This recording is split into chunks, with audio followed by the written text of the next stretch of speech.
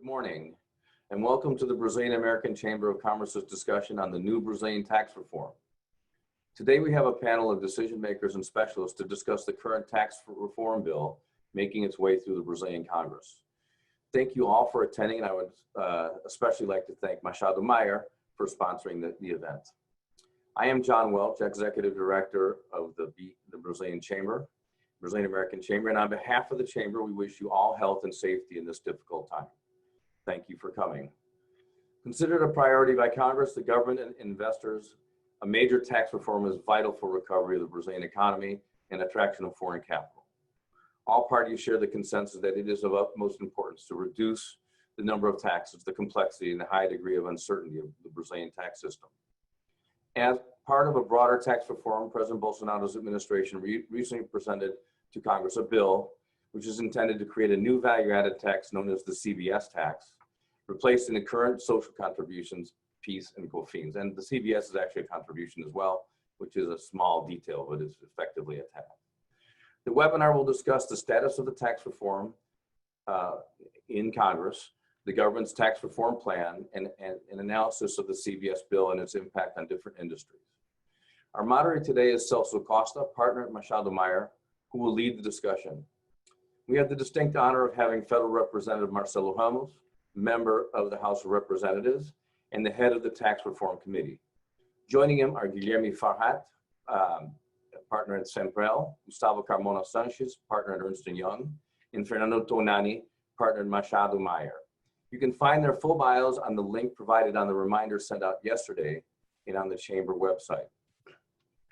Before we begin this exploration, I wanted to inform you that we have translation from Portuguese to English and English to Portuguese. You can access this translation by clicking on the little globe, the translate button at the bottom right-hand corner of your screens. Antes de iniciarmos esta exploração, gostaria de informar que teremos tradução de inglês para português. Você pode acessar a tradução clicando no pequeno globo, o botão de tradução, no canto inferior direito das suas telas. I would also ask you to please use the Q&A tab for questions. You can make them at any time, and we will look to answer them after the panel discussion during the Q&A period. Thank you. Também peço que vocês usem a guia de perguntas e respostas Q&A para fazer perguntas.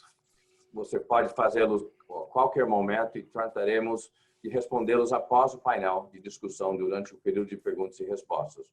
Obrigado. Now I will hand the screen to Thales Saito, head of New York office of Machado Meyer, who would like to say a few words. Thales? Hi, John. Good morning. I would like to start off thanking everybody for taking the time and joining us for this event. As John mentioned, my name is Thales Saito. I'm a partner of Machado Meyer and the head of our New York office. Machado Meyer is one of the leading law firms in Brazil, and we have an office in New York for almost 20 years. In my role in New York, I'm committed to serve as a bridge between the US and Brazil, helping our clients restructure business and foreign investments in the country. We're very happy to be here sponsoring this event and talking about reforms. On this matter, it's really important to mention the liberal approach of the Brazilian government in the sense that is committed to approve reforms with the purpose of first, achieving fiscal stability. Second, boosting Brazilian economy, especially through the participation of the private sector. And third, increasing foreign investments in Brazil. Important reforms have already been approved, such as the labor and the pension reform. But there's still a lot to do in Brazil in terms of reforms, right? And today we're here to talk about the Brazilian tax reform, which is one of the most important of them. Brazil has one of the most complicated tax systems in the world, which is characterized by opaque regulations and shifting rules across federal, state, and municipal levels. While business of developed countries such as UK spends 100 hours a year to fulfill tax obligations, a company in Brazil could spend up to 2,000 hours only to comply with tax obligations related to indirect taxes. That's a lot. And for that reason, it is a consensus already among lawmakers, business people, and economists that streamlining the tax system in Brazil is a way to create efficiencies for Brazilian companies, is also to promote private investments in the country. The big problem here is, as the changes may affect different sectors, and the effects may vary according to the regions of the country, there's a lot of controversy and discussions at the Brazilian Congress and Senate on the matter. Will the Bolsonaro administration have the political power to approve this reform? Very interesting discussion. We really hope you enjoy it. John, thank you very much for the opportunity. Now I'd like to pass the word to our specialist, Celso Costa, who is one of our senior tax partners of the firm. So Celso, please go ahead. Hi, good morning to all. Thank you, Thales. Thank you for the nice introduction, John. We are here very happy to sponsor this event. And we would like to thank you for all being here with us this morning. And also a special thanks to Congressman Marcelo Ramos, to Guilherme Fará, Gustavo Carmona, that join us in this event. Well, first of all, I would like to explain how this event will occur. We will make a short presentation about the status of the reforms. The presentation will be shared between Fernando and myself. And after that, we will open the debate through which we will make questions to the panelists here. And after that, we're going to select certain questions from the people that are attending this event so that we can ask as applicable the question raised by you. Okay? So let's start, and thank you once again, and have a nice webinar.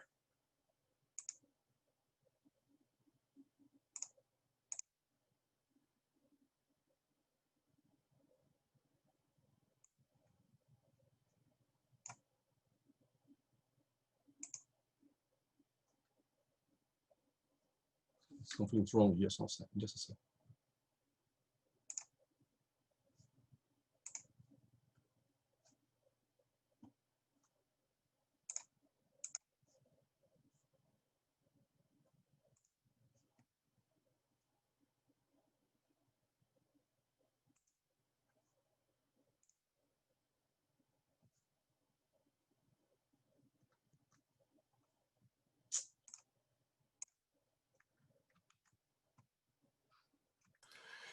Aproveitando, Marcelo, você está conseguindo escutar a tradução? Agora eu estou escutando e a sua fala e a do Celso eu entendi bem. Tá bom. O John é que fala mais rápido e aí eu não dou conta. E eu estava preocupado com a minha fala que eu vou fazer em português. Tá bom, então está Mas funcionando agora a estou tradução. escutando, sim. Tá Tá ok. sim, obrigado. Okay, let's start. First of all, a short presentation on the main and relevant tax reforms that are being analyzed at the Congress. Okay. Brazil is a federation and is composed of 26 states and more than 5,000 cities. And the federal government, states and municipalities under the Brazilian Constitution share the same political power. They are considered as equals. The revenues of the taxes are split through the Brazilian Constitution. This is a particularity of the Brazilian legal system. In the Brazilian Constitution, the tax on properties, tax on revenues, tax on income, they are all distributed and allocated to the federal government, states, and cities. There is a consensus that there are too many taxes that, although different between themselves in relation to what they are enriched, they are all about taxing consumption. So in order to change the complex of legislation, a large number of laws, which brings uncertainty and high volume of disputes, there's a consensus that it's necessary to consolidate tax and move forward with a different approach. We have, and as exposed in these PowerPoints, we have a proposal for the amendment of the federal constitution called PEC 45, which is at the House of Representatives. And this proposal intends to substitute 5 taxes for only one. The one will be called IBS. It's a VAT system, okay?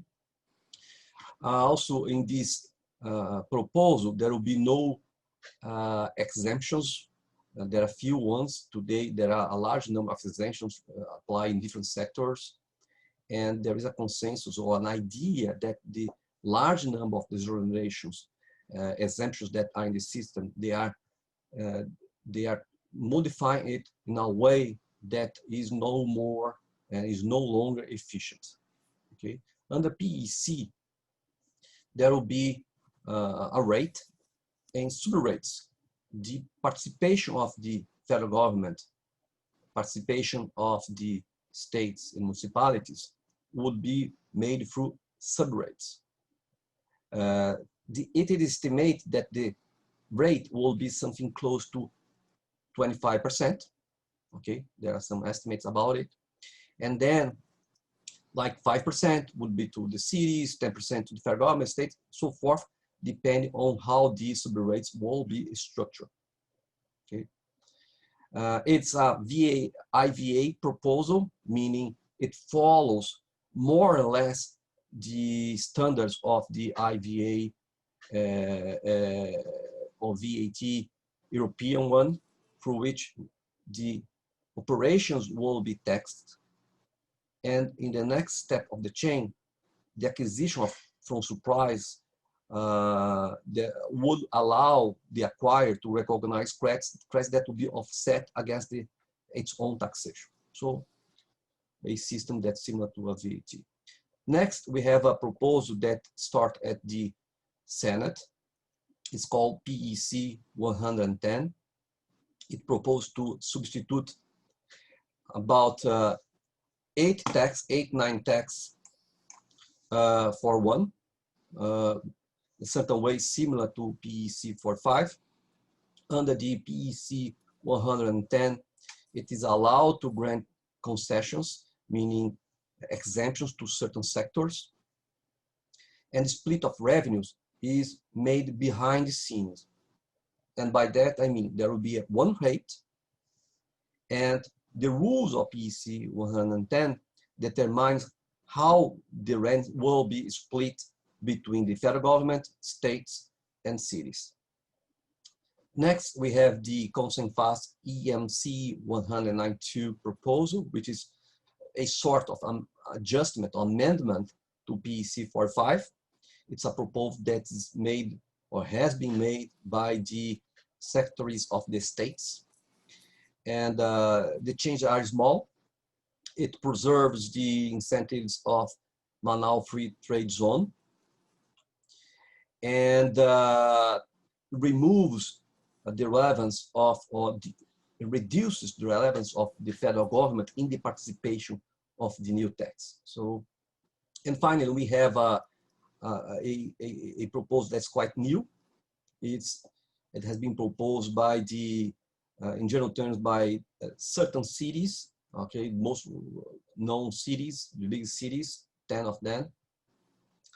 And instead of going for a full reform that would consolidate all of the taxes institution for one, it takes a middle term, a middle way, which is instead of canceling the ICMS, which is a state tax, canceling, extinguishing the ICS, which is a tax on service that belongs to the cities, it proposed to standardize the legislation. There will be only one legislation for the state tax ICMS, only one legislation for the tax on service that belongs to municipalities. So instead of 26 legislations for the ICMS, we want to have one. Instead of more than 5,000 legislations that regulates the tax on service, we want to have only one. It is better than it's seen today. It largely reduces the complexity and uncertainties, but at the end of the day is not the reform that would really change the way in which the Brazilian tax system works. Finally, and late, we have the federal government proposal. The government took a long time to propose, and so far we have only one bill. The other aspects of the tax reform proposed by the federal government are ideas that were discussed within the press, but so far we don't have anything in Congress as a bill presented to the Congress. The federal government proposes the substitution of the contributions on revenues called PIS and COFINS, and creation of a new tax on gross revenues. So there will be the cancellation of the PIS and COFINS, and in place there will be the CBS, which is a tax on gross revenues. There will be the cancellation of the tax on industrialized product IPI, and the creation of new excise tax. Instead of imposing and taxing each chain of the manufacturing production, the new tax would aim not really revenues, but would mean and intend to reduce consumption of elements or goods that are seen as not as dangerous or not wealth, such as sugar, cigarettes, and alcohol. So it's not a tax focused really on revenues, but on other goals. Then we have the corporate and individual tax income reform that aims at to change and modify the way in which corporate taxation and individual taxation is made. I'd like to call my colleague Fernando Tonan here to talk about this item 3. We think that's interesting to talk about it a little bit before we move forth and talk about the 4th item here. Sure. Well, good morning, everyone. Thank you, John and Thales, for the introduction, and thank you, Celso, for the explanation so far. Thank you all, the panelists here, for the discussions. Well, this is the format that the government is proposing, this kind of a building block strategy, so that in the end you have the full proposal. But the item number 3 stands for the changes in the corporate tax legislation, basically following the trends that we have seen elsewhere, like in the US, with the US tax reform, with a reduction of the corporate tax rate, and with the introduction of the taxation on dividends, which we don't have since 1995. So that should come all together, and with some changes to the individual income tax itself. So this is to rebalance the pressure that we do have nowadays over the corporate taxes vis-a-vis the individual taxation, and also to rebalance the dividend taxation. And it seems to be in the loop of the government with this package that is going to be released soon, according to the government. Celso? Okay, thank you. Next, we have the reform on payroll cost reduction, Social Security tax. Recently, the government announced his ideas that values up to 1,045 reais of salary, which is the minimum wage in Brazil, would be no longer subject to Social Security taxes, and above it there will be a reduction of 50%. There will be also adjustments to other taxes that are imposed on salaries, and also is mentioned that there could be a new tax, a tax imposed on digital transactions, on every payment and flow of cash that is related to the payment of through digital transactions. It's not clear exactly what this idea is. The government, in many circles, the market says that it seems to be something like a tax that Brazil had in the past called CPMF, and we had not a good experience from it. But so far we don't have the details of it, and even whether it will really effectively be proposed. Once again, we are talking about the proposals of the federal government. In the last slide deck, we show the most relevant proposals that are running at the Congress focus on consumption, tax on consumptions. Here, we demonstrated how the ideas of the government are split and how the government intends to change the Brazilian tax system. So far, we only have the bill on the CBS, which Tonani will explain in more details in the next slide. Thank you, Celso. Well, let's start with the name of this CBS so that everyone is clear on that. But not necessarily the name will match the full characteristics of the tax. But the name CBS, or the acronym CBS, stands for Tax on Goods and Services, or Contribution on Goods and Services. And as I said before, this proposal is embedded in a more comprehensive proposal that will change other aspects of the Brazilian tax system. But of course, when we look at the consumption taxes, we would welcome a more comprehensive proposal that could unify not only PIS and COFINS, but also other taxes. So it's a discussion about, are we going to a CBS or to a IBS, which is, are we replacing two taxes, or are we being more optimistic and comprehensive and replacing a greater number? Anyway, this is a very good step towards the modernization of our system. It is a VAT tax inspired for sure. That's the characteristic of it. And it's also intended to reduce the complexity of the legislation dealing with PIS and COFINS and the level of litigation that we do have in Brazil. Thales mentioned in the beginning the amount of hours that we do spend in Brazil for tax compliance. So this is a very important step towards that. And this is also expected to reduce, to a certain extent, tax litigation, at least in relation to these two taxes, PIS and COFINS, because of the credit mechanism that I will outline shortly. For you to have an idea, Brazil is a highly litigious country. Between 2016 and 2019, according to the government, federal authorities have issued assessments in an amount of 700 billion reais, which approximately $130 billion. And the ongoing cases today in Brazil, according to the government, represent approximately 2.4 trillion reais, which is half of our GDP in 2018. So this is an important step. What are the guiding principles of the CBS? It has, according to the proposal of the government, two main principles. One is to broaden the recognition of tax credits in a more straightforward basis, similar to what we do have in the expense deduction for corporate taxes.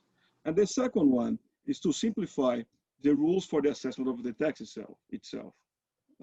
Other important aspect, according to the government, CBS is intended to be neutral in relation to the total collection of taxes. So it's not intended to increase the revenue collection. It's not intended to reduce. It's really intended to be neutral. But obviously, when you are unifying the taxable basis and unifying the rate, you will be neutral overall. But you will touch on some sectors on a more, you have a higher impact on some sectors compared to others. So for instance, the service industry will be more affected than the industrial sector. And this is embedded in the project. This is a result of it. What are the main features of this CBS? So let's start with the taxable basis. It's imposed on gross revenues arising from transactions involving goods and services. We will discuss later on the discussions that we do have and the technicalities over that and the potential violation of the federal constitution. But for now, that's what we should understand. It's also imposed on the import transactions, and on that, it is imposed on the customs value of the import transaction or the value remitted to abroad for the import of services. Then the rate will be a uniform rate, as I said, of 12% with few exceptions. One of them is the financial institution industry. So banks, they will be subject to a 5.8% rate, and they have their own regime as they do have nowadays. Credit deduction. This is a very good development of the project. Credit deduction is what we call a tax for tax mechanism, where you will get the deduction of the tax paid by the previous supplier in the commercial chain. So you will discount immediately, and the amount of the tax paid will be transparent. It will be informed in the invoice and that's for transparency of the system, another good aspect of this. CBS and the proposal eliminates a second regime that we do have in Brazil that is called the cumulative regime, where you are just taxed on the gross revenues without credits. So it eliminates this and creates a single regime. And also, the proposal eliminates series of tax incentives, tax benefits for targeted sectors or regions, with few exceptions like the Zona Franca de Manaus, the free trade zone of Manaus. But the underlying principle is that you would no longer grant 0% rate or other special rates for certain sectors. You would have a uniform basis. So that's the boundaries of the proposal. We will get into more details once we progress on the discussions. But I turn the word back to Celso now for us to start the discussions here with our colleagues. Thank you, Tonani. So now we start the debates. As mentioned in the introduction, we are very happy with the presence of Congressman Marcelo Ramos, the Legislative Affairs Specialist Guilherme Farrá, Gustavo Carmona, partner of Ernst Young, and of course, I'm very happy with you being here with me here, Fernando Tonani. Okay?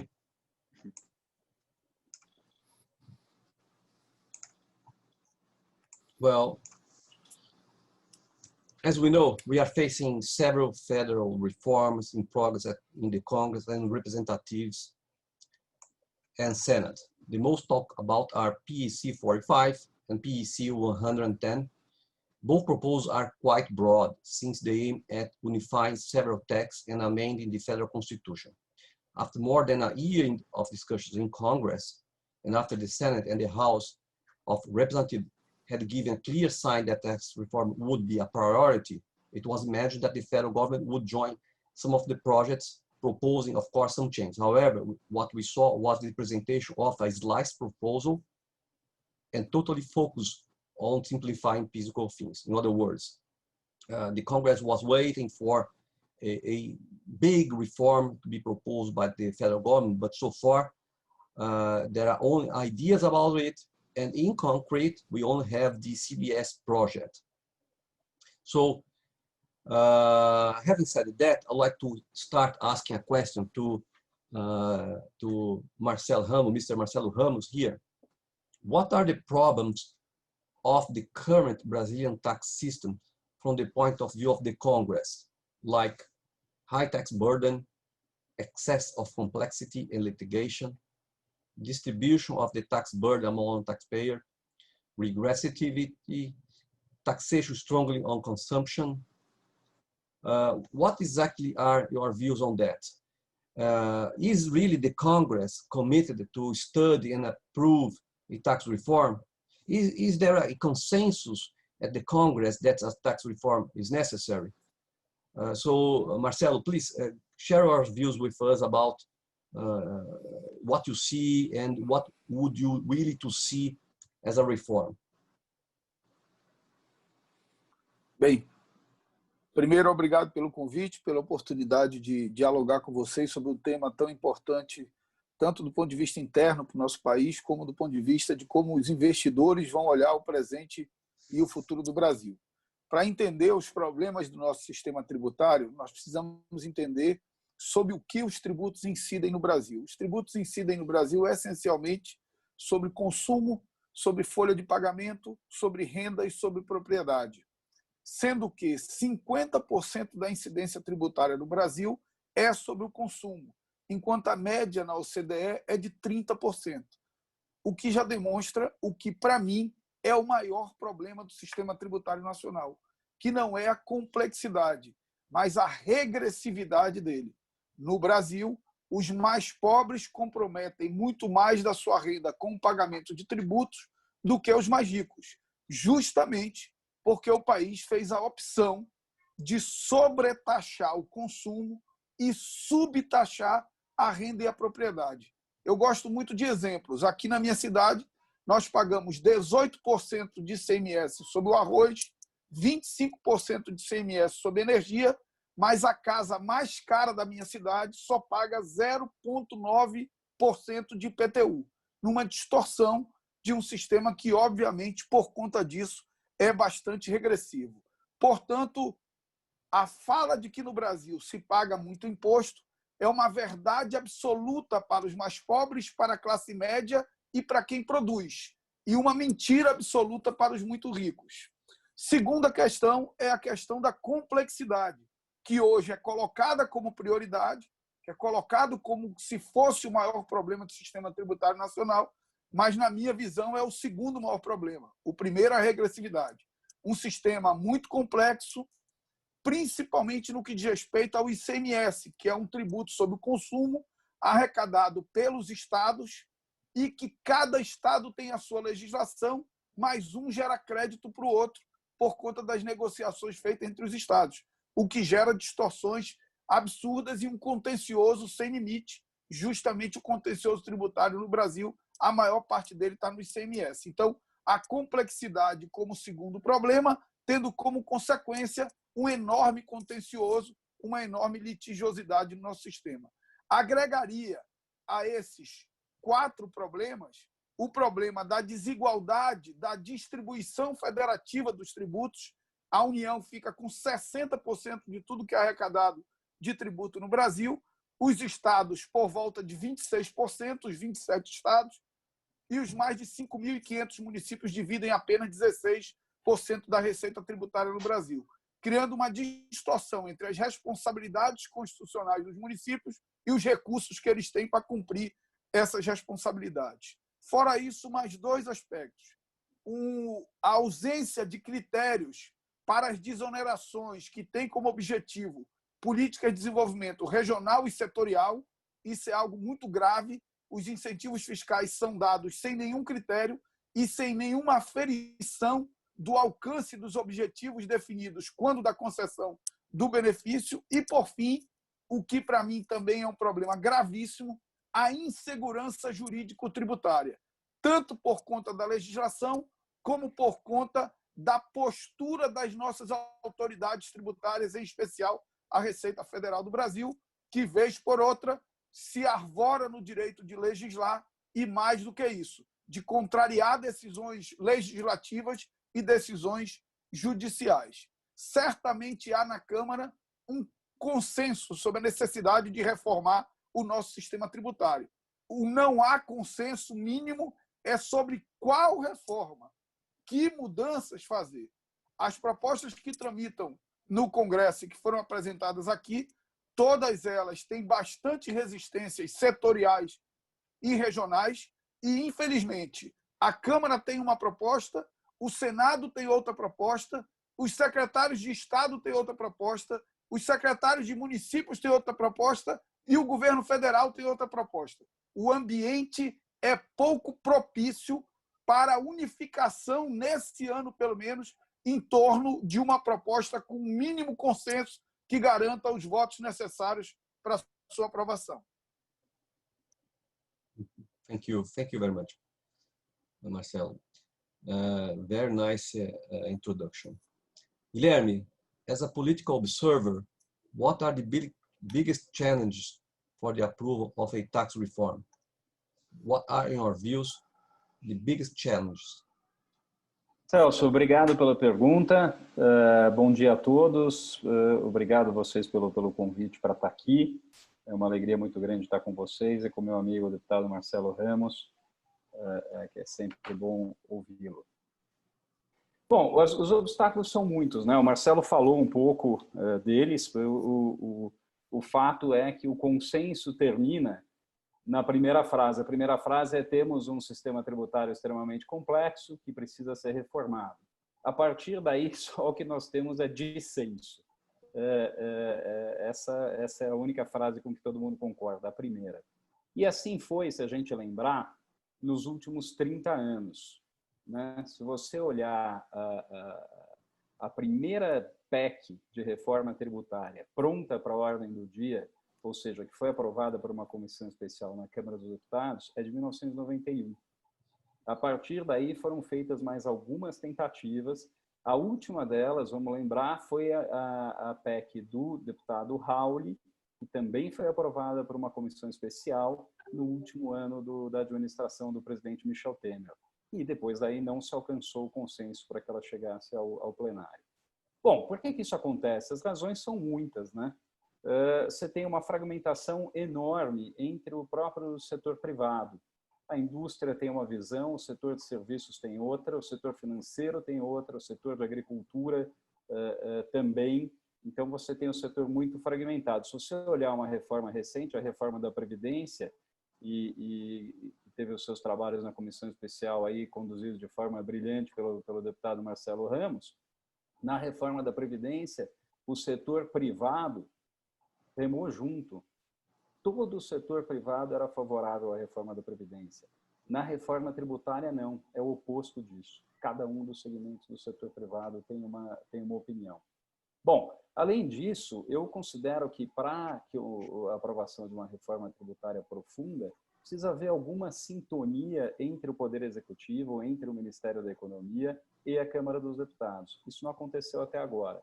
Se a gente olhar, desde o começo do governo Bolsonaro, o ministro Paulo Guedes deixa muito claro que ele gostaria de ver a desoneração da folha, ou seja, a extinção dos tributos incidentes sobre a folha de pagamento, mas ele também deixa claro que é preciso substituir essa fonte de arrecadação por outra.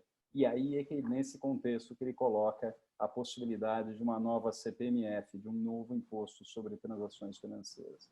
E aí, por último, um ponto que o deputado Marcelo colocou também, a fricção entre os entes federativos, quer dizer, a União tem uma visão sobre o tema, agora os estados e os municípios também gostam, é verdade, de preservar a sua autonomia para legislar, os estados principalmente sobre o ICMS, os municípios sobre o ISS, o Imposto sobre Serviços. Então, nos últimos meses, a gente viu os secretários de Estado apresentando uma proposta e agora, recentemente, os secretários de Finanças das capitais de estados, ou seja, das maiores cidades brasileiras, São Paulo, Rio, Porto Alegre, etc., apoiaram uma proposta completamente diferente. Então, tem muito dissenso ainda e é por isso que os obstáculos são muitos e nós não estamos ainda perto de ter um texto que a gente olhe e diga, olha, esse texto tem uma chance real de aprovação. Thank you very much. Marcelo Ramos, in your opinion, what are the important points to be addressed in a tax reform project? What would you like to see in a reform if you could write a proposal? Se eu pudesse redigir uma proposta de reforma tributária, e eu inclusive discuto com alguns grupos a elaboração de um projeto, primeiro, considerando esse ano legislativo, que é um ano especial por conta de eleições municipais que comprometem o funcionamento da casa, e considerando que após as eleições municipais nós iniciaremos o processo sucessório interno da Câmara dos Deputados, que também compromete o funcionamento da casa, eu optaria por mudanças de natureza infraconstitucional, mudanças que não precisassem alterar a Constituição. Se eu pudesse fazer uma proposta de reforma tributária nesse momento, ela teria 5 projetos. O primeiro projeto, não só a unificação do PIS/COFINS, mas a unificação PIS/COFINS com IPI, porque PIS e COFINS é IPI disfarçado, porque IPI a União tem que distribuir com os entes federativos subnacionais, estados e municípios, e PIS/COFINS é a contribuição, a União fica com tudo. Então, primeira medida para diminuir o contencioso e para garantir uma melhor distribuição federativa dos recursos. Unificação do PIS/COFINS com IPI, unificação da CSLL com o Imposto de Renda de Pessoa Jurídica. Terceira medida, Lei Nacional do ICMS. O ICMS é onde está o nosso maior contencioso, por conta das diferentes legislações estaduais. Nós tínhamos que ter uma lei nacional do ICMS. Quarta medida, Lei Nacional do ISS. Se nós não mudarmos o nosso modelo tributário para um IVA, o ISS é o tributo do futuro, porque o futuro é o crescimento da tributação, da arrecadação sobre serviços e não sobre bens. Então, Lei Nacional do ISS. E a quinta seria o que eu chamo de marco regulatório das políticas de desenvolvimento regional e setorial, que é estabelecer critérios para desonerações fiscais e estabelecer métricas de avaliação dos resultados dos objetivos para os quais essa desoneração foi feita. Então, se eu pudesse escolher e fazer uma proposta, ela teria esses 5 eixos nesse momento. E partindo de 2 premissas. A premissa da redução da tributação sobre o consumo, que eu sei que não pode ser drástica, tem que ser lenta e gradual, a transferência de parte da tributação sobre o consumo para a renda e para a propriedade, de forma lenta e gradual, para não gerar trauma no sistema, e a redução do contencioso tributário através de uma ação não de natureza legislativa, mas de natureza judicial, com o Supremo Tribunal Federal e o Superior Tribunal de Justiça fazendo um grande mutirão de julgamentos de contencioso tributário para dar fim a uma série de litígios que efetivamente não terminam, geram insegurança jurídica e mais, geram passivos fictícios nos balanços das empresas, que é muito difícil explicar para uma matriz de uma multinacional por que aquele passivo fictício, muitas vezes depois de já existir uma decisão judicial favorável ao interesse da empresa. Então, eu partiria dessas premissas de natureza legislativa, judicial e também administrativa, com o Poder Executivo impondo limites claros em relação ao papel da Receita Federal do Brasil, que precisa submeter-se às leis e às decisões judiciais. Very nice comments, Congressman Marcelo. We're going to address it later. We, in our daily role, we talk and discuss with foreign investors frequently, and they are every day surprised about the complexity and uncertainty of the legislation. In other words, that everything that they need to do in Brazil, they need an opinion from the lawyers, and also that the opinion from the lawyers are not black and white, because the way in which the Brazilian legislation is drafted is uncertain. It's a really complex problem that needs to be addressed. Thank you for your comments. In this context, I'd like to ask Fernando and Gustavo, if Gustavo could start, please. From the point of view of the companies, and now moving the perspective of our discussion here to the perspective of the companies, what are, in your view, the bottlenecks of the Brazilian tax system for Brazilian companies and foreign investors? Gustavo, please. Well, thank you very much. So first of all, good morning, everybody. Thank you, Celso. Thank you for John for the invite. It's a pleasure to be here with you, Fernando, Guilherme, and also Marcelo. Marcelo, detalhe aqui que eu estava mais cedo em uma reunião da CNI, mencionei que ia estar aqui com você, e eles ficaram muito animados com exatamente a sua atuação nessa frente parlamentar focada em reforma tributária. Então, agradecimento, inclusive, em nome da indústria, né? But going back here to the question, so I will focus a bit, given my focus of my work is also a lot in the international tax and transactions.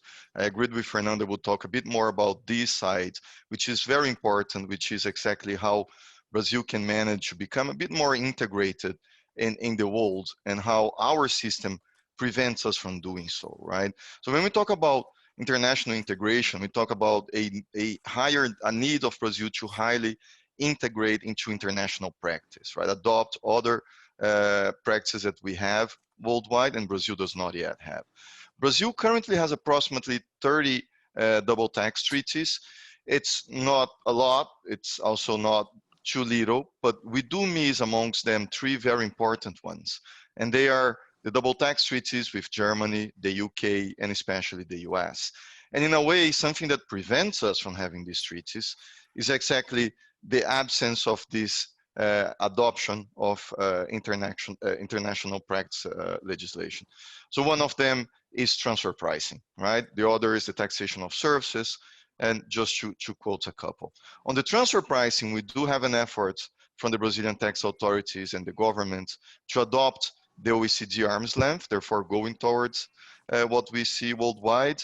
But it is also true that while Brazil has already made the commitment to go towards the arm's length, we still see the tax authorities being a bit reluctant and going back and forth on this matter. We right now have a public consultation discussing the adoption of safe harbors, and this is something that we are working on and that we need to be careful with.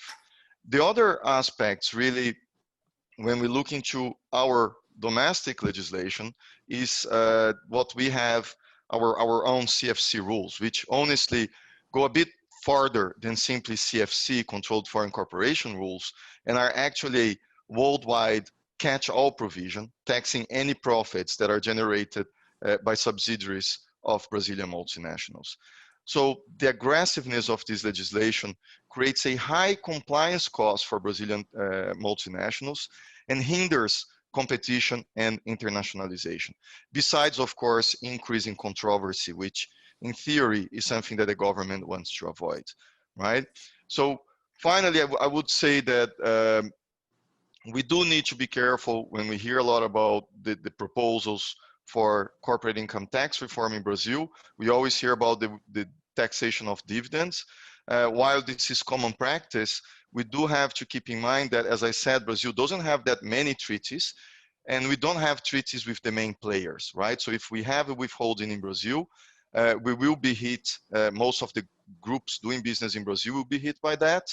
And even the treaties that we have, they don't reduce the rate much.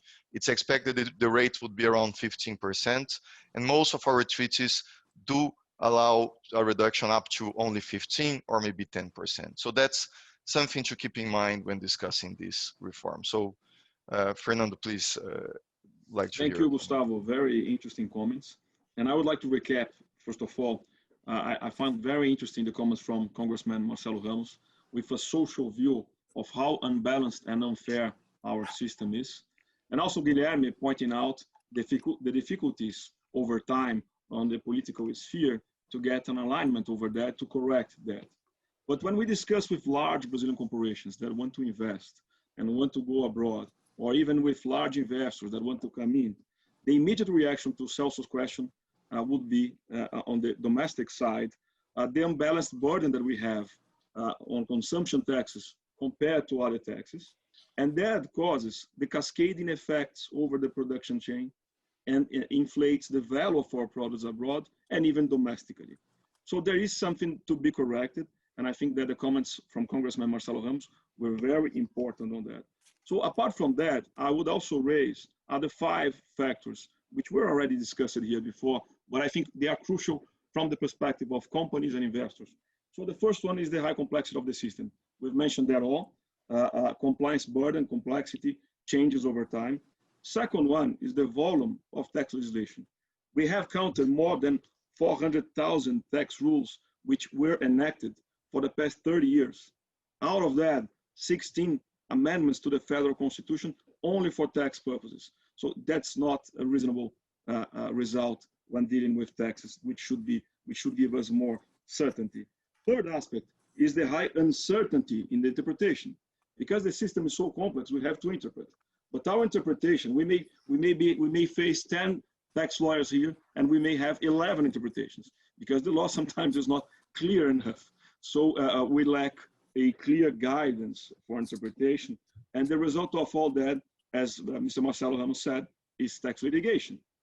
We also lack, and then going back to the international alignment, we lack the rules that exist elsewhere and in developed economies, like general anti-avoidance rules, the GARs, which will bring more certainty to the business structures. And also what is being discussed right now within the OECD by the member countries is what they call a client-oriented approach, which is the relationship between tax authorities and taxpayers. It should be more balanced. It should be more neutral. It should not be one-way relationship. it should be the split of power should be more clear. And that's what the OECD is working on right now, which is to serve as a client. So aspects of that, we could have ruling, we could have discussions on APAs, which is advanced pricing agreements within the transfer pricing, as Gustavo said. We could have a bonus for good taxpayers. Like if you are a good taxpayer, you comply every time correctly with your tax obligations, we give you a bonus. We will give you lower documentation burden, which will reduce your cost. So all this has been discussed elsewhere, and we would welcome that in Brazil. So I acknowledge that it's not a single bill of law that will correct all this, but this is perceived as one of the main problems as well. Thank you for that, Celso. Thank you, Tonani. Nice comment as well. Just some comments from my own. First of all, and here is a point. I rarely see, or at least I see with much less frequency, a discussion about the size of the state, about how big it has to be the state, the city, and the federal government. Because there is no way to circumvent the problem of the tax burden if we do not decide which the size of the federal government, states, and municipalities that we need to have.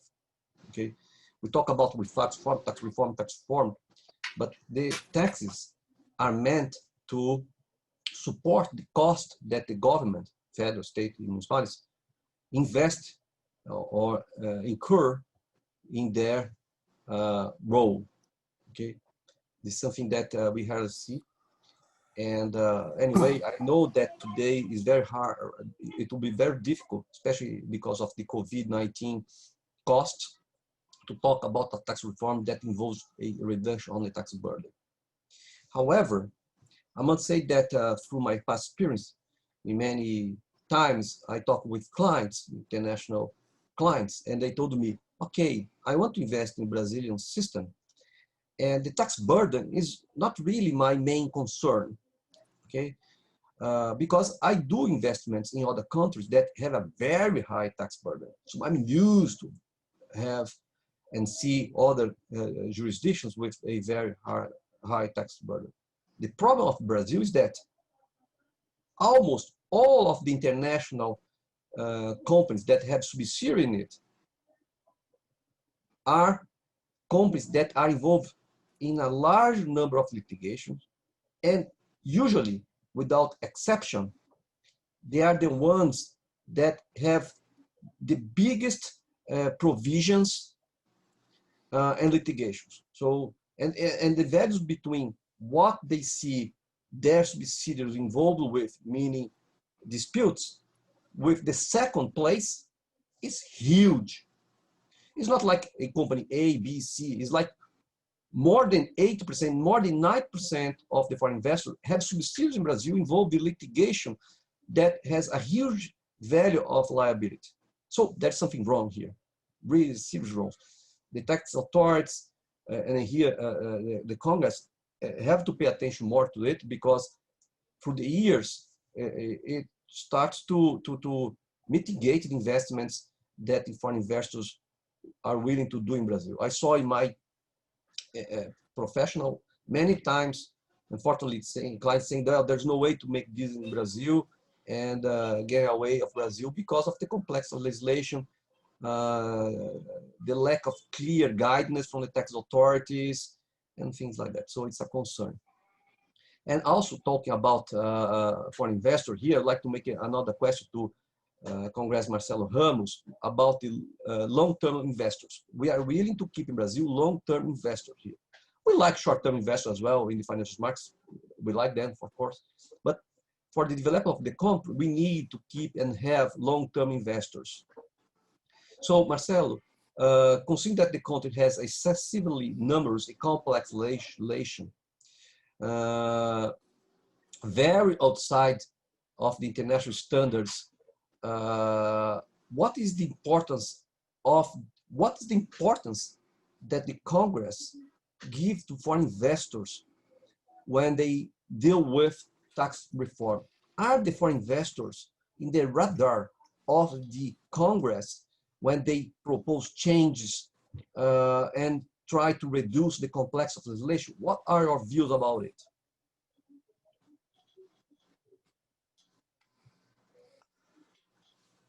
Nós não temos dúvidas de que segurança área é um elemento fundamental para a atração de investidores estrangeiros. O Brasil tem um grave problema de insegurança jurídica, nós tratamos esse problema sempre de forma genérica. Toda vez que nós falamos de atração de investimentos, nós falamos de segurança jurídica, mas não fazemos a adjetivação desse termo, porque o grande problema do Brasil é a insegurança jurídica tributária. Nós temos problemas urbanísticos, problemas ambientais, mas o que realmente repele o investidor, em especial o investidor estrangeiro, é a insegurança jurídica tributária. E eu acho que ela tem uma série de fatores, como eu já falei anteriormente. Primeiro, nós precisamos de textos legais mais precisos, mais diretos, mais objetivos. Eu tenho procurado me esforçar em todas as matérias de natureza tributária a fazer esse esforço. Nós mesmos aprovamos o fim do voto de qualidade no CARF e a Receita publicou uma portaria dizendo que o que nós aprovamos não era bem assim. E aí eu fiz um novo texto deixando claro para que o fim do voto de qualidade é para todas as matérias apreciadas no CARF e deixando claro que, no caso de empate, prevalece a regra, o princípio do Código Tributário Nacional do indúbio pró contribuinte. Também eu ouvi uma fala que eu achei muito importante, que é a questão do equilíbrio na relação entre o contribuinte e a autoridade tributária no Brasil, uma relação muito desequilibrada. Eu tenho um projeto de lei complementar também que muda o momento do depósito garantia, no caso de contencioso tributário. Hoje, você, para ajuizar a ação, você já precisa fazer o depósito garantia. Isso é uma aberração. A Receita Federal ela é parte nesse contencioso. Portanto, o momento do depósito garantia deve ser o momento após uma decisão judicial, após uma decisão, ainda que de primeiro grau. Mas você não pode, para ajuizar a ação, já ter que oferecer garantia. Nós temos milhões de reais imobilizados no Brasil por conta disso, e o governo adora esse modelo, principalmente depois que esses recursos pararam de ficar em contas específicas e passaram para a conta geral do Tesouro. Mas, dentro disso, eu queria trazer uma preocupação. Eu quero fazer um recorte em relação à PEC 45, porque eu tenho muitas restrições aos efeitos de simplificação tributária da PEC 45. Vejam, nós temos um modelo que, como foi dito, tem por volta de 400 mil normas de natureza tributária. A PEC 45 estabelece um imposto único nacional, mas dentro desse imposto único, desse tributo único nacional, o IBS imposto, dentro desse tributo, você tem uma faixa que pertence aos estados, uma faixa que pertence aos municípios. Portanto, todos os estados vão ter que legislar sobre as suas alíquotas e todos os municípios vão ter que legislar sobre as suas alíquotas. Só aí nós já estamos falando de mais 5.597 legislações tributárias. Obviamente que essas legislações virão acompanhadas de portarias, regulamentos, decretos regulamentadores e resoluções. E durante 10 anos, essas 400 mil normas vão conviver com esse novo sistema. Então, nós vamos ter 10 anos, os próximos 10 anos, que são anos decisivos para a retomada da economia no nosso país, com 2 sistemas tributários convivendo. Isso é absolutamente irracional. O preço dos próximos 10 anos pode ser tão caro que os efeitos a partir do 11º ano tenham se perdido durante todo esse período. É preciso, dentro desse debate, diminuir o período de transição, seja para que modelo for. Então, obviamente, que os investidores internacionais precisam estar no radar e de forma prioritária nesse debate de reforma tributária. E o principal é dar uma mensagem de que o Brasil é um país seguro. Isso tem a ver com o poder legislativo elaborando leis mais precisas, com o Poder Executivo, com a autoridade tributária se submetendo às leis e às decisões judiciais e com o Poder Judiciário enfrentando em decisões colegiadas os grandes contenciosos tributários do país. Thank you very much. Thank you. Very nice. Guilherme, about the CBS, okay? The federal government has not presented yet, except for the CBS, the bills for the other phases, the other ideas. Does it impact the analysis from the Congress? How the Congress deals with it? Meaning, the Congress has to decide which reform is the most relevant one to speed it up, and still the federal government does not forward to the Congress his full idea of reform. How do you see this sort of movement from the federal government? Does it hampers the Congress analysis on the reforms? It does. Celso, eu sou daqueles que acredita que uma reforma tributária profunda só vai acontecer no Brasil quando houver sintonia entre o que quer a equipe econômica que esteja a cargo do governo e o Congresso Nacional. Com uma total dessintonia entre executivo e legislativo, é muito difícil que a reforma aconteça. Bom, dito isso, se a gente olhar as falas do ministro Paulo Guedes, desde antes da posse, desde dezembro de 2018, ele deixa muito claro que ele acredita em duas coisas: desoneração da folha e substituição da arrecadação que os tributos sobre a folha trazem para o Tesouro por uma outra fonte que seria a CPMF. Bom, depois de bastante tempo com sobretudo o presidente Rodrigo Maia dizendo que o Poder Executivo não tinha proposta e não apresentava a sua proposta, o governo apresentou o projeto de lei da CBS, que, na verdade, é uma proposta de reforma da PIS e COFINS que já estava pronta na Receita Federal desde 2015.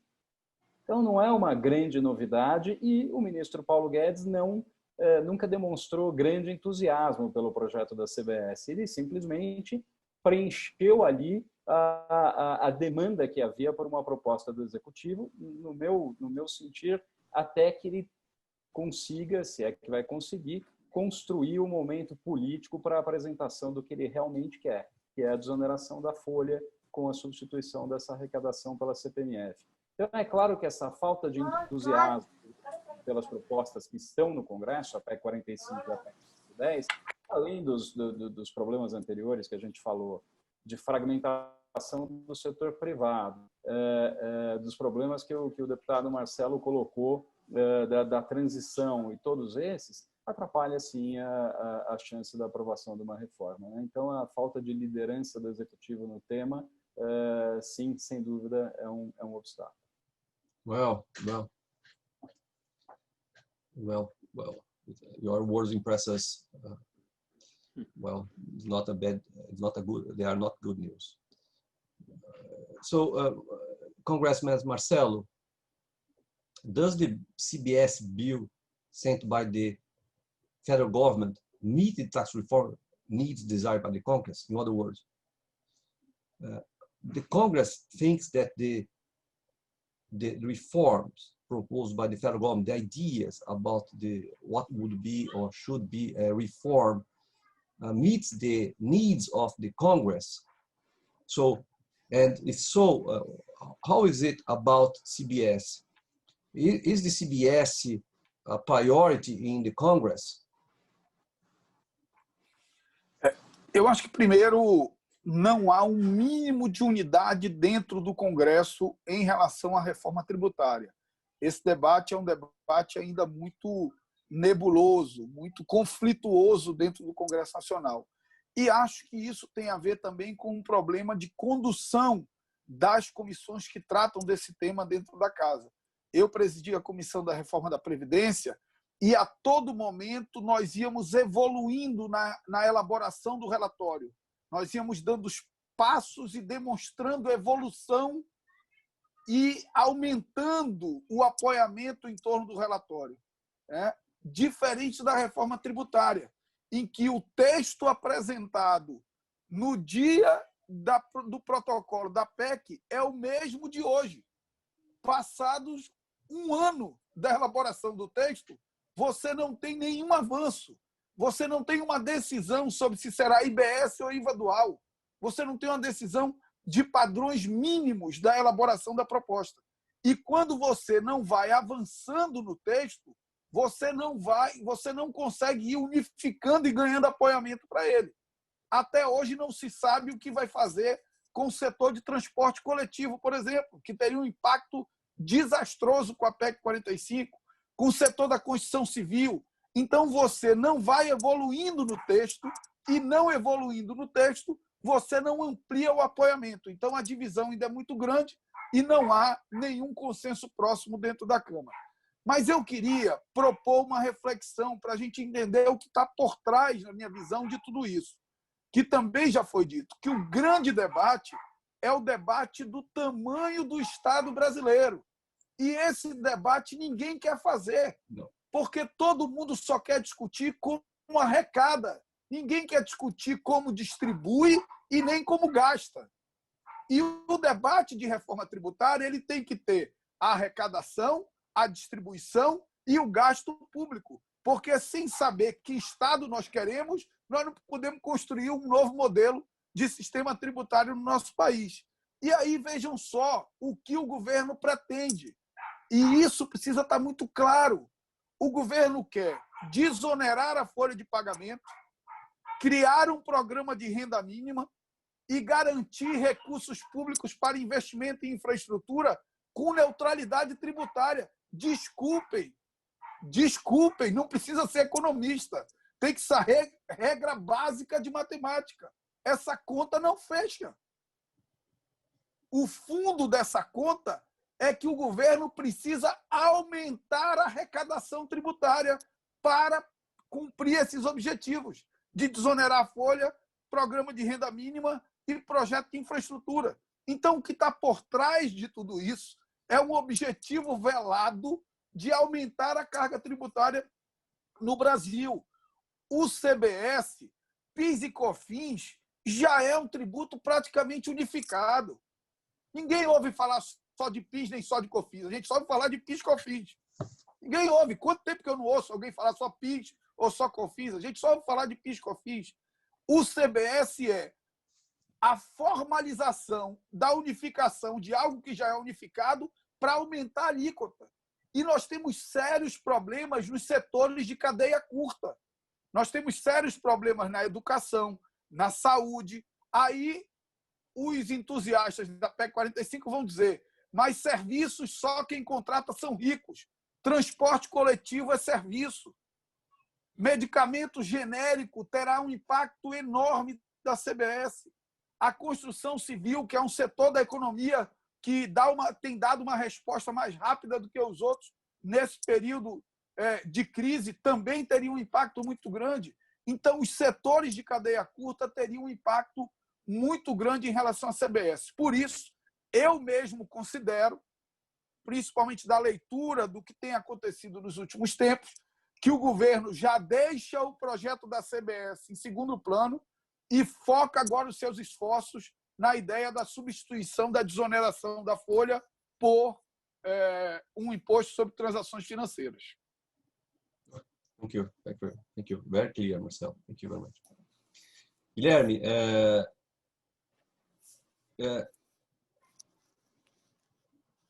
what are your views? Will the plans of the government move forward? If so, what is the horizon of the approval of any tax reform? Do you have an idea about whether, I understand from the conversation with Congress Marcelo and other panelists here, that we will rarely see or will not see any change this year, most likely. But do you have an idea whether next year or in the other years after the approval of the administrative reform, which is something that we have not talked about it, but it's going on at the Congress. Do you have an idea about an horizon of changes, or it's very hard to predict? Celso, é muito difícil fazer essa previsão. Eu acho que existem alguns cenários possíveis. O cenário de aprovação de uma reforma profunda no nível constitucional este ano, eu acho que é um cenário bastante improvável. Ele não é impossível, como nada em política é, mas ele é improvável. Porque veja que nós estamos no mês de setembro e o relator ainda não apresentou o seu parecer. O relator ainda não apresentou o seu parecer. O governo ainda não colocou na mesa o que realmente quer, que é a desoneração da folha e CPMF. De modo que, até agora, nós estamos falando de ideias iniciais, que são os textos originais das duas PECs e do projeto de lei da CBS, mas nós não estamos nem perto ainda de um texto onde você enxergue um mínimo de consenso no Congresso, como bem colocou o deputado Marcelo. Estamos bem longe disso. Bom, e se ficar para o ano que vem? No ano que vem, nós continuaremos a ter os problemas de sempre do ponto de vista tributário e teremos problemas adicionais de contas públicas. Quer dizer, o governo precisa arrecadar e, como colocou o Marcelo, já que ninguém quer discutir a redução do custo do Estado, nós vamos precisar de mais dinheiro. Está claro, e a partir dos jornais de hoje, a partir das declarações do ministro Paulo Guedes, ontem, no final do dia, no Palácio do Planalto, refletido nos jornais de hoje, que o governo vai tentar é a CPMF. Acho difícil que aconteça enquanto for presidente da Câmara dos Deputados, o presidente Rodrigo Maia, porque ele já deixou claríssimo várias vezes que ele não gosta de jeito nenhum da ideia da CPMF. Pode acontecer, pode ser que ele enxergue ali uma maioria de votos se formando a favor da CPMF, pode, mas é improvável. Eu acho que o cenário mais provável, guardadas as premissas atuais, que é o ministro Paulo Guedes à frente do Ministério da Economia e o Congresso atual, é que esse assunto acabe ficando adiado para o ano que vem e que a discussão sobre a CPMF volte com força quando houver um presidente da Câmara dos Deputados, se o presidente Rodrigo, de fato, não se reeleger, não for concorrer à reeleição, ou seja, mantidas as regras atuais, que esse debate seja retomado, então, sob uma nova presidência na Câmara. E aí nós vamos ver quais são as variáveis novas a partir do novo presidente da Câmara para ver se esse debate pode seguir ou não na direção que o ministro Paulo Guedes quer. Very clear comments. Thank you, Guilherme. Thank you. Now, talking about the CBS, one of the specifically CBS, at the time that the government proposed the bill of CBS, it said that it was not about a tax burden reduction, but it was about reduction of litigation, reduction of complexity. Okay. Reading the CBS bill, some lights go on, which we would like to address in this block now, the final block of our conversation here. The Articles 1 and 2 of CBS bill, they have a really odd language. Article 1 says that CBS focus on operations with goods and service. On the other hand, Article 2 says that it is about imposing taxation on gross revenues. Okay, operations and gross revenues are different concepts. So apart from that, we have the federal constitution, which, as I mentioned at the beginning of our webinar, I mentioned splits the revenues between the states, federal government, and municipalities. And the operations with goods and services, taxation operations and transaction with goods and services, are not allocated to the federal government, but to the states and cities. So, Fernando, what are your views? Does the CBS bill focus on operation with goods and service or gross revenue? What's your opinion? If the taxable event of the CBS is focused on goods and service, what are your views about the section 195 of the federal constitution that only allows the creation of social contribution on revenues, but not on operations with goods and service? Could you enlighten us with your views about it, your legal views on it? Sure. Thank you, Celso. It's a very good question indeed, because we can read every day in the newspapers articles from commentators saying that there is a mismatch and the bill of law is illegal or against the Constitution, articles in favor of it. It's amazing because the bill of law is very comprehensive, and it came with 131 sections, but the whole discussion focuses on section 1 and 2. So, and there is a reason for that. For us to work as tax lawyers with this bill of law and to consider it valid and to go to section 3, 4 until section 131, we need to take an assumption that it is constitutional. And by that, we need to take an assumption that federal union is exercising its taxing rights as attributed by the federal constitution, which is tax or contribution on gross revenues. So under this assumption, we could not work with another VAT on goods and services once this would be a taxing rights attributed by the constitution to the states and municipalities. But when we get this assumption and read the bill of law, any reader, and the bill of law is very good in many aspects, but any reader would face a reaction because we will identify a mismatch between section 1 and section 2, and naturally a mismatch between the name of the tax and the taxable event. So are we talking about a tax on goods and services as per section 1 and the name, or are we talking about a tax on gross revenues as per the taxable event in section 2 and the taxable basis in section 7? So what is this about? There is two lines that we could identify in the tax community. For one group of commentators, this proposal violates the federal constitution because of this mismatch between section 1 and section 2 and the mismatch with the taxable event.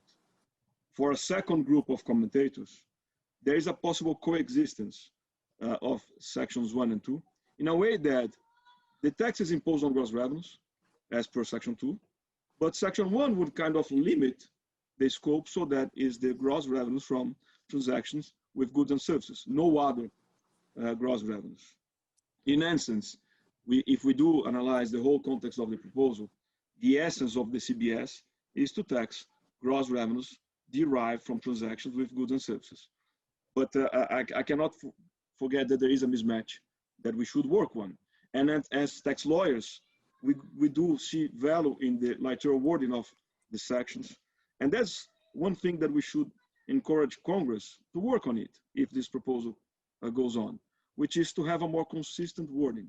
And I believe that there is so much value in the proposal in other aspects that this correction would come for the good, because it would neutralize the exposure. It would most likely reduce the potential litigation on that. So as is, we cannot have the final wording here, but we should recognize that there is a doubt and there might be discussions over that with the wording as is. So this correction down the road could be welcomed by the whole community and by the economic sectors in Brazil. Yes, Tony, Fernando, very clear also comments. We have the views that there is room for improvement in the language. If CBS goes ahead, okay, it's urgent to make amendments to the bill to avoid further controversies. It's not good for a tax that has not been approved and go through the Congress to have so potential for discussion. So if the Congress could fix it, we all would be glad about it. Well, moving forward with discussion, but still talking about CBS specifically, okay, the federal government mentioned many times that the incentives, the benefits, the exemptions that were granted for the years to sectors, different sectors, they at the end of the day created a system that is not anymore a system, but is like a sort of amendments full of distortions. So because of that, the federal government is quite clear about his intention to extinguish or largely reduces the tax incentives.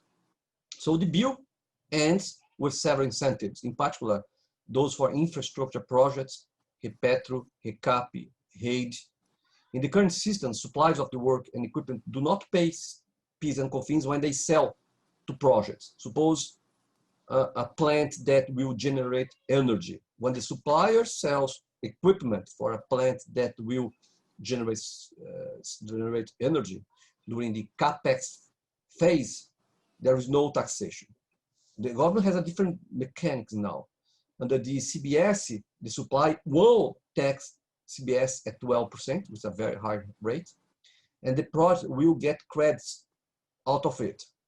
And the credits can be used to pay other taxes or ask for reimbursement from the government. The problem is that during the CAPEX phase, there is no possibility to offset against other taxes, okay?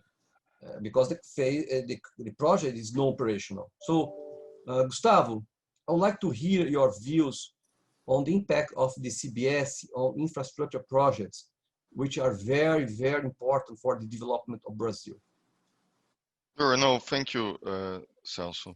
So indeed, I agree, the government has been talking about ending incentives, but here I think we need exactly to separate, tell apart what are incentives that are focused on the reduction of tax burden, that are focused on you know, reduction of rates for certain industries or businesses, from the incentives that are focused on reducing the cost of investment, right? And when we talk about exactly the ones on infrastructure, what we are talking about are incentives that are focused on reducing the cost of investment. As you said, during this phase, the projects are really not generating any income, and therefore also not generating the necessity to pay taxes. So when we do have the levy of VAT type of taxes on infrastructure projects, we have effectively an increase in the financial cost of this investment. We are anticipating the levy of a tax that would otherwise be levied on the phases of production itself. Now, that having been said, it is true that, as you mentioned, the project of law also foresees the possibility to get a refund of these taxes. So the question that comes is really, will this refund system work? So based on our current experience, we know our refund system does not work. It is far from perfect. Many taxpayers actually prefer to use the credits to offset other taxes, but again, we go back to the matter that we don't have other taxes, the investment phase. And what we see is really companies all around the country accumulating credits. And again, on the investment phase of a project, that's very detrimental as it increases the financial cost of this investment, right? What the question that I would pose then is, how can we make this refund system better? Should we think of already in the project of law, in the law itself, add some articles, add some paragraphs on the system for this refund? Should we put a deadline? How long should the taxpayer wait for this process? Or how long has the tax authorities to analyze? Otherwise, it should go automatically, right? So these are things that I think should be discussed at Congress and considered prior to potentially approving this law. Very clear, Gustavo. Thank you very much. So Congressman Marcelo, we would like to know how the Congress sees the end of the tax exemption for infrastructure projects, which is provided for in the CBS bill. Is the Congress concerned about the end of the incentives to this kind of projects? Is it a priority? How do you see it within the Congress?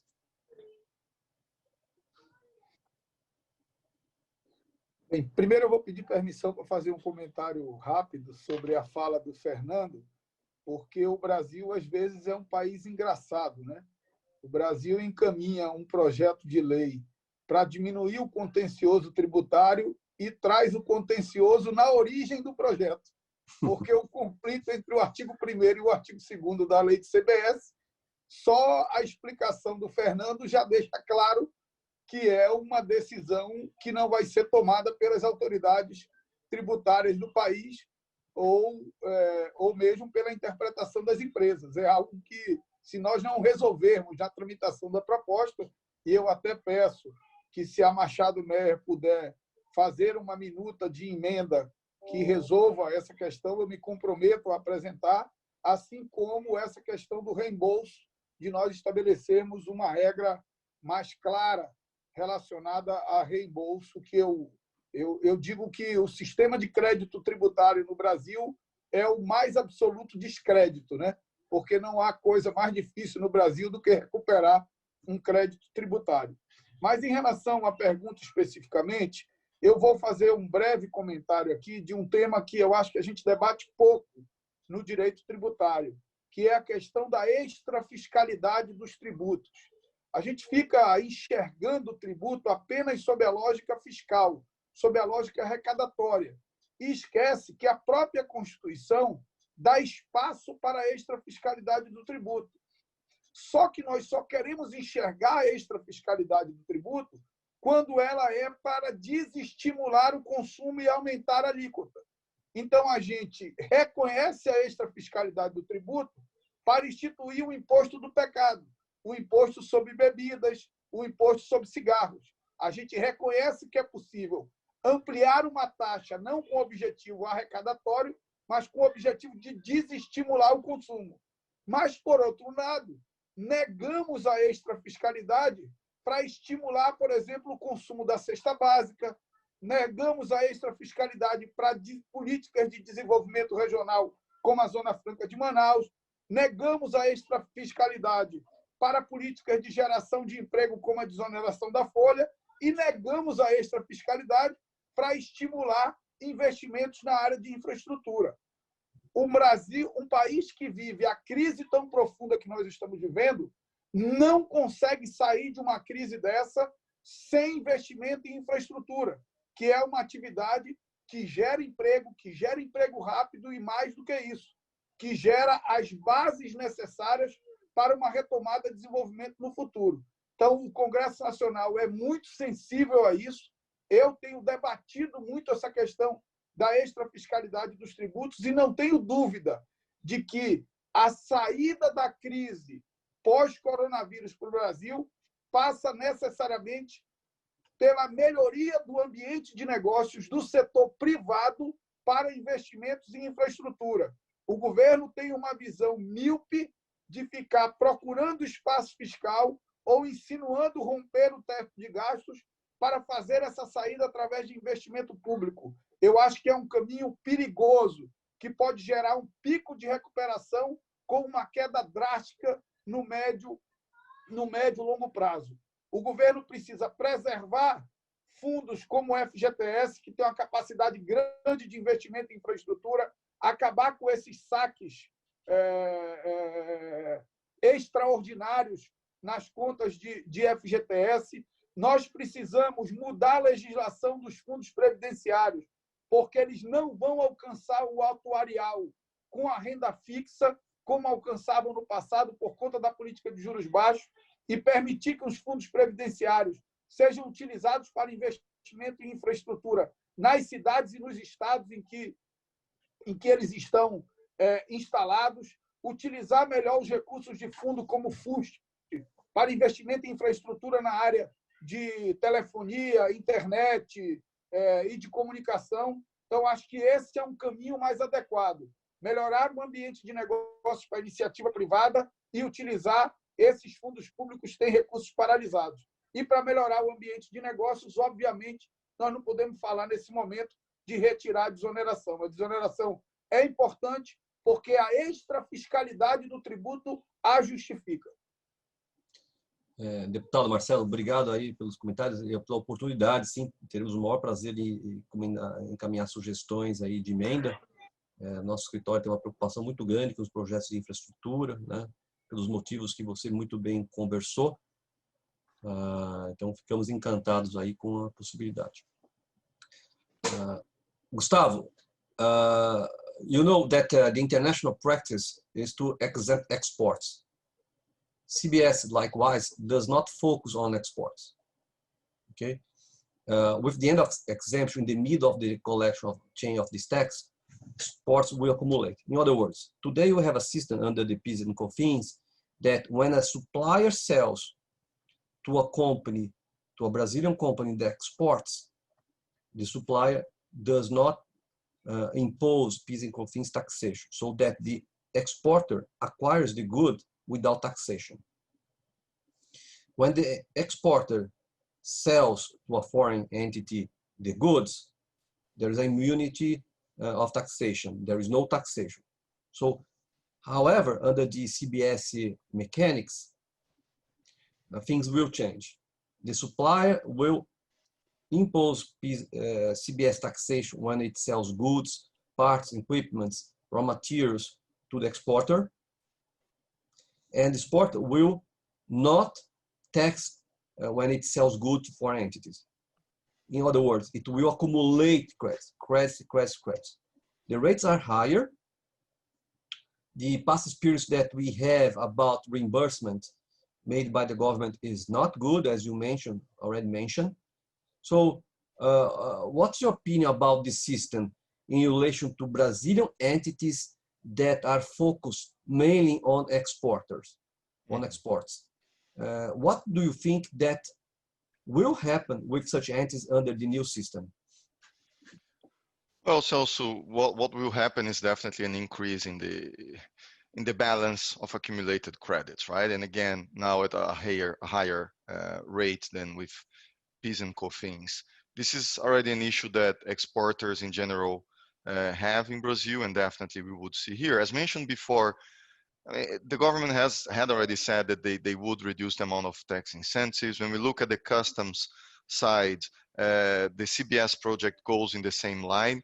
But the reality is that we do have two different types of incentives here as well. There are incentives that are really focused on reduction of taxation, and there are those that are focused on easiness of logistics, for example, simplification and avoidance of accumulation of credits, right? So Article 81 of the law, of the project of law, clearly states that those tax incentives are focused on the suspension of the import duty will likewise apply to CBS. And this is good. That keeps, for example, the drawback on its suspension module, but it does not allow for the drawback on other models like the green and yellow, or drawback verde amarelo, which exactly tackles the problem you mentioned, or the exemption drawback. And also we have exactly the elimination of the system you mentioned, where exporters would be capable of buying inputs without CBS. So with that, if we do not have, again, in my view, in the law, a system foreseeing an adequate refund of these taxes, we will have an increase in the balances of accumulated credits, again, making it more expensive to export from Brazil and hitting heavily the financial statements of companies. But also here, and then I will end because I know we're running out of time. We also need to be mindful of how the tax authorities behave. We cannot have tax authorities that are aggressive. Doesn't matter if we have in the law something saying that they need to be swift and speedy, and at the end of the day, tax authorities finding arguments to deny the credits based on formalistic things or arguments that will not really have grounds in the law. So it's really what we need is a combination of these two factors, right? Thank you, Gustavo. Thank you. Our last question is to Fernando. Okay, so to close all of our discussions, in your opinion, Fernando, the language of the CBS bill, as it is currently written, achieves the objective of simplifying and reducing legal disputes? Is it possible to change the text of the CBS bill? Is legal possible to address controversies and improve the language of CBS bill? What are your views on that?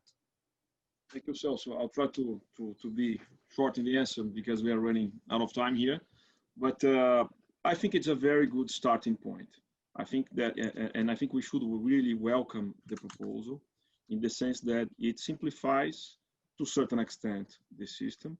It gives transparency for the taxes imposed on the cascading, on the chain. It also gives an immediate credit recognition, which tends to simplify and to reduce tax litigation. But of course, as a very good starting point, there might be corrections down the road. We've mentioned already about Section 1 and Section 2, the alignment. So that's an easy one, and I'm sure that would mitigate the exposure for litigation. But also, there might be other aspects to think about. So clarify that only the sales revenues or the business revenues are within the context. So not dividends, not the interest on equity, not any other holding results. Clarify to holding companies, even if they are pure holding companies that are very necessary for our business organizations, that they won't be taxed by CBS on the dividends, on the interest on equity.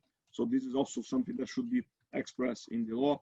We haven't mentioned here much about the digital platforms, but there might be some corrections in that, like the attribution of the joint liability for the platform if the supplier does not commit and does not observe the ancillary obligation of issuing the invoice. So there might be few aspects on that to discuss. And I am sure infrastructure projects, just to finish, as Carmona, Gustavo just said, crucial.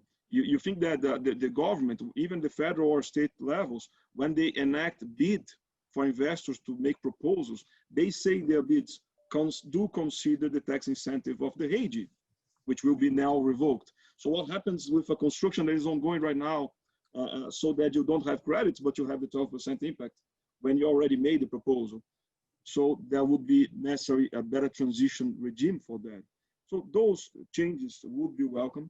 I believe that still there is room for that. Of course, there should be legal room and political room. I think that from a legal perspective, there's still room to discuss.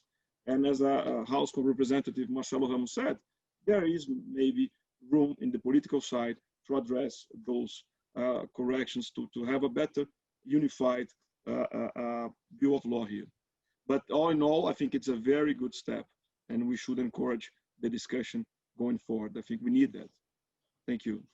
Thank you all. We are very late, okay? Complete out of the time.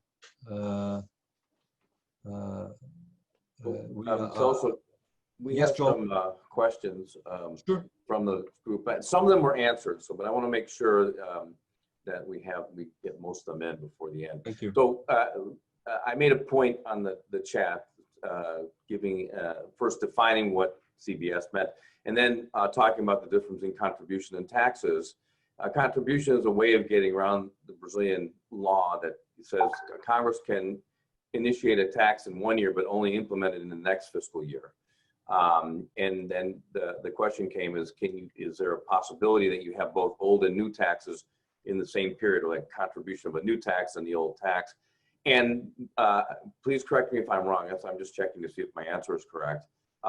Congress can get rid of taxes. Government can cut taxes at any time. They just can't institute and pass and implement a tax in the same fiscal year. Is that correct? Yes. Unfortunately, there are more than one rule.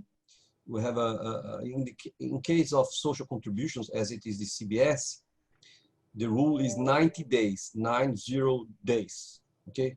Except for that, the project, the bill, CBS bill itself, says that it will come into effect after 6 months. So if it is published tomorrow, for instance, it will be enforced only after 6 months. That's the rule specifically in the bill of CBS. Okay, very good. Celso, John, você me permite breve comentário? Claro. Só para registrar, além da questão da anualidade, né, a contribuição não tem a necessidade de anualidade, ela já pode valer no mesmo ano, tem um outro efeito, que o imposto ele é distribuído entre União, Estados e municípios. Os recursos arrecadados por ele, parte é da União, parte dos Estados e parte dos municípios. E na contribuição, tudo que é arrecadado é da União. Exatamente. Another question just as to how optimistic are you that some kind of reform gets passed this year, or at least before the municipal elections? And this would probably be for Marcelo almost most of all, but anyone can chime in. So do you expect this passage of a tax reform to happen this year?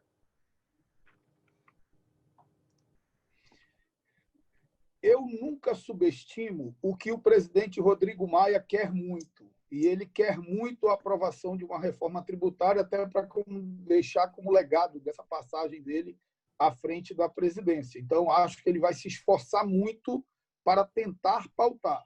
Mas o ambiente hoje não me permite ver nenhuma possibilidade de aprovação de uma reforma tributária ainda esse ano, nem que seja votação só na Câmara. Até porque nós precisamos votar na Câmara, remeter para o Senado, votar no Senado, já que é uma proposta de emenda constitucional. 2 turnos na Câmara, 2 turnos no Senado. 3/5 na Câmara, que são 308 votos, 3/5 no Senado, que eu acho que são 49 votos. Então, não é algo simples e eu não vejo possibilidade de aprovação de uma reforma tributária ainda esse ano. É angustiante. Eu queria passar uma mensagem diferente, principalmente para investidores estrangeiros, mas não consigo enxergar. Thank you. Muito obrigado, Marcelo. Thank you very much. We have 2 more, and hopefully we can get through them quickly. First, given the budgetary constraints that the Brazilian government is facing in light of the pandemic and the need to raise revenue, do you expect a digital services tax to be implemented in Brazil? Is there appetite from policymakers for a digital services tax? I can comment on that, John. I mean, we do have now a project of law trying to create the CID Digital. Honestly, when that was presented, it looked like something that we didn't really see that coming, or something that would go through. But in fact, when we look at the CBS itself, it's already expanded a bit to include certain events that were not subject to PIS and COFINS before, and the digital markets as well. So we already see in the project law of the CBS a bit of a taxation of the digital market. And I say I wouldn't be surprised if something other came in that sense. But I don't know if Marcelo or Guilherme have a view on that, or any of the colleagues here.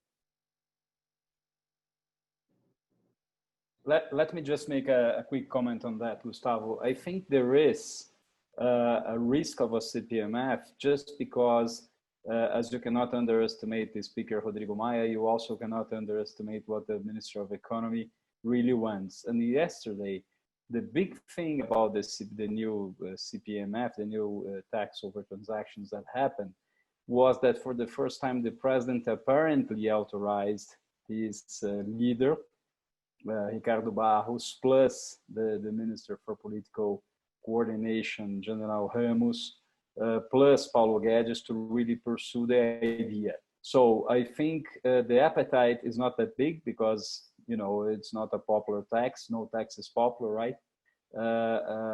But it becomes a possibility once the president authorizes its supporters in Congress to go after it, and also empowers Minister Paulo Guedes, something that he's really doing for the first time, because so far Guedes talks about the CPMF, but the president had never really given the go there and try to get it done. So it's a possibility, yeah. Not this year, for sure, I think. Thank you very much. One last question before we close out. There's been, of course, a lot of news about corruption in Brazil. And one of them did have to do with negotiated taxes or back taxes, kickbacks to the people negotiating with companies. Is it material how much sort of happens, and also in terms of tax avoidance? And perhaps the simplification may help in this regard, is the question, or how much do you think it will help? Is it material? And how this new reform, does it go a step further to helping avoid these problems?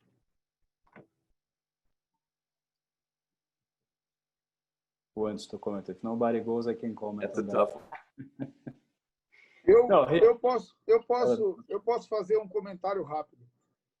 Eu acho que, primeiro, obviamente, o Brasil viveu um processo muito desgastante de corrupção, de confusão entre o público e o privado, de relações promíscuas entre empresas e a política, mas acho que todo aquele processo de lava-jato, com acertos e erros, ele foi um processo educativo, nós saímos um país melhor, os mecanismos de controle hoje são muito mais eficientes, os mecanismos de transparência ajudam bastante nesse controle do combate à corrupção.